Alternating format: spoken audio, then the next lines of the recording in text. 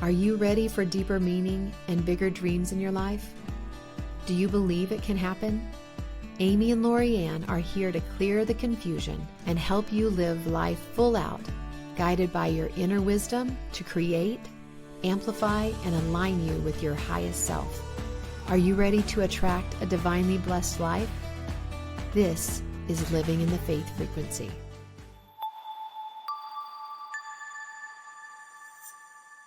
Hey, welcome back. LoriAnn and Amy here.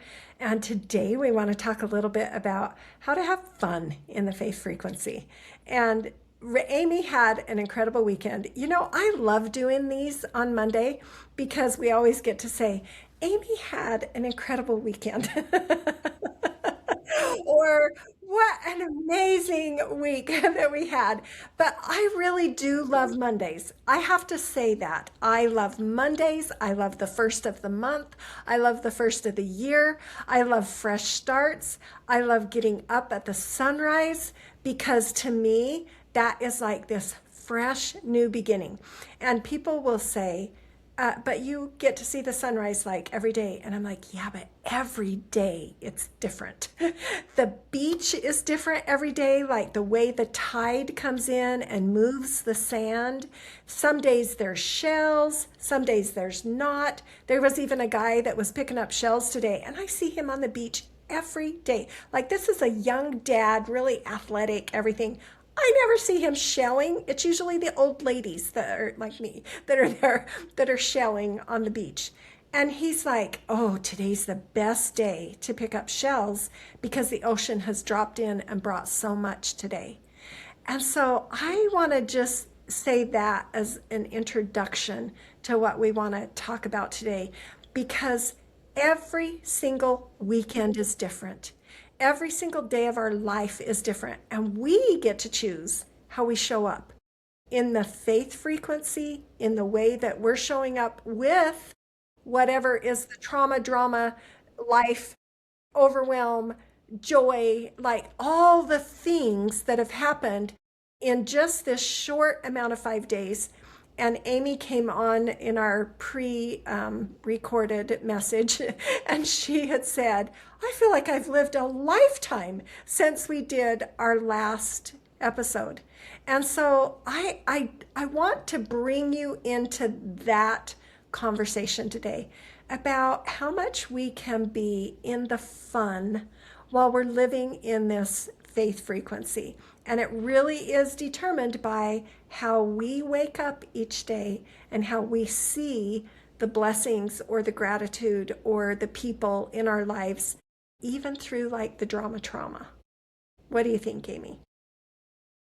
I agree completely. I had so much happen in the last week that really wonderful things, amazing things happened, and then mixed along all of that, there were some old triggers that came up. And I think, you know, what you were talking about was waking up each day and looking for the treasures of life, looking for the alls and the wonders of life. And with whatever we look for, we find. And we were talking about having fun in the faith frequency because I was driving home. My got everybody together for her 80th birthday, and we stayed in an Airbnb in Branson, which is her favorite place to go. And we're driving home, and I see this billboard that says, Giggle, life is silly. And I thought, I love that because sometimes we get, and at the time, something had happened, and I was all processing some stuff, and I was like, oh yeah, such a great reminder. Like, life is always bringing us these little reminders that it's not to take ourself and life too serious, because our head will jump into things and create stories and magnify them and dramatize them. And we want to recognize when we are in our head versus when we're in our heart, our body, and our soul, and start feeling the difference in the two. And whenever we come out into our head, it's like, oh, how do I breathe? How do I breathe and bring myself back to the present moment, you know? And so the treasures of life, they are all around us, but we have to look for them to be able to find them. And I love what you said because we talk about this a lot, that we need to see how we're feeling inside. Like if we could just pause when we're getting those triggers, if we can just take that second and pause. And Ray and I had a hard conversation this weekend. It was quick, but it was a hard conversation because I did not realize what I was doing when we were having conversations. And and I get intense. I mean, you've seen me here. I get like passionate and intense, and I have a lot of feeling and expression. And I thought that I was having a lot of feeling and expression, and he just thought I was yelling at him, telling him all the things that he had done wrong. And but it was courage for him to really say that out loud to me and to have me take a deep look in. And it's like, he said, I don't want to say anything because I know you're not coming across that way. I've got to check in with myself to see why that is triggering me. And then I pulled out, I bought these two little books. The one's called Scorpio and the other one's called Leo, because that's who we are in our like sign world, right? And I don't put a lot of like, I don't want to turn anybody off by saying that, but I think it's fun to kind of look at those things every once in a while. And so after we had this really short, just powerful discussion, I just said, wow, that Scorpio in me just got that tail just a going, to attack. And your Leo that is just needs admiration and just that really soft, caring, loving man that he is. And it really was like that attack from that tail, that little Scorpio sting. And I didn't even realize that I was doing it. But for him to open up and say something like that, it's tender. It is tender to me because I would never in a million years want to make him feel that way. And you can't make somebody feel a way, a certain way. It's up to them, the way that they feel. But he was feeling a certain way, and then he spoke it. And he was able to teach me in that moment. So now I'm taking what we have been teaching here forever and talking about, and I get to pause when that comes up for me. I get to pause and I get to really see him in those loving eyes that I have for him so deeply, right? And it was a tender conversation. And I am so glad that we got to have it. So I can really show him the tenderness and the love that he deserves. Well, and it's really who you are. It's who you are, so loving and generous. And so it was really you being your most authentic self. And you were open to listen. And so good for Ray that he was able to speak up for himself and that he felt safe enough to say something and that you didn't take the defense to it, but you heard him and you recognized that that took him courage. It's easy for you to speak up, but that's not easy for him. And so like and you guys have been married how many years? 44 this year, 44 44. years this year. And to, to I'm still continue learning. yeah, because that's life. I mean, when we think that we're going to arrive and there's a destination, there's no such thing. And it's just about every day feeling and processing and not making yourself wrong, but learning how to have compassion with those that people call it inner child, but we have all kinds of stories. I was with my family and had an amazing time, but then something happened, and it was something that happened multiple times throughout my childhood, and I got triggered around it. And I'm driving home, kind of talking to my boyfriend, and I was like, oh my gosh, I can't believe I was so intense and so triggered. But the thing about, I would rather feel alive and passionate than dull to life. And so when you're with someone who is passionate, you're going to get the sharp tones and you're going to get the love, and you just have to communicate and be able to speak about it and not be defensive about it, but to be able to look at it. And we were talking earlier, like, so much of the time we don't want to push and shove things down. We want to have a safe space where you can process it, get it out, and move on. Because when we hang on to things, like that energetic state, and it puts a defensiveness, it puts resentment, and it doesn't allow us to show up as our best self when we hang on to those things. So to create a safe space with the people that you love, and it's normally family, it's normally people that you're closest to that trigger you, but it's because you care so much, and then it's really being able to look at it. And I was saying earlier to LoriAnn, like, I don't want to act from a place. I want to be aware of when I'm out of alignment, when I'm in my head and I'm triggered versus in my heart and loving. I don't want to act when I'm in my head, and I'm very aware of that. But sometimes, years ago, I could be there for weeks, months, years, And so as we begin to pay attention to how we feel, and we are able to have a safe space to be able to process, and whether it's with yourself and your journal, like your connection with your higher self, with God, with Holy Spirit, whatever you want to call that, learning how to be in your body versus your head, your monkey mind, is so important. And to be able to process, not act from your mind when you're in that state, but don't stay there. Don't avoid it. There's nothing wrong with watching a little TV. I don't watch much of it, but sometimes you just I just need to escape from the chaos or the challenge or whatever it is. That's fine, but set the intention that you'll come back to it, and you want to ask the right questions so that you can show up as your best self. And that's exactly what you did with Ray. You showed up as your best self.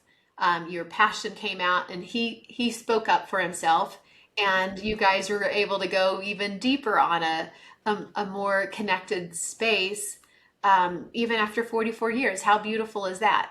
And I think there's just no ending to how much love you can let in and let flow through you, and to have faith in yourself. And also, if you are with a partner, a family member, or whatever, having faith is to trust that they have the ability to hear what you have to say. Like, it's like having faith in them that they can have the ability to listen and respond back, and not we talked a little bit about trained helplessness.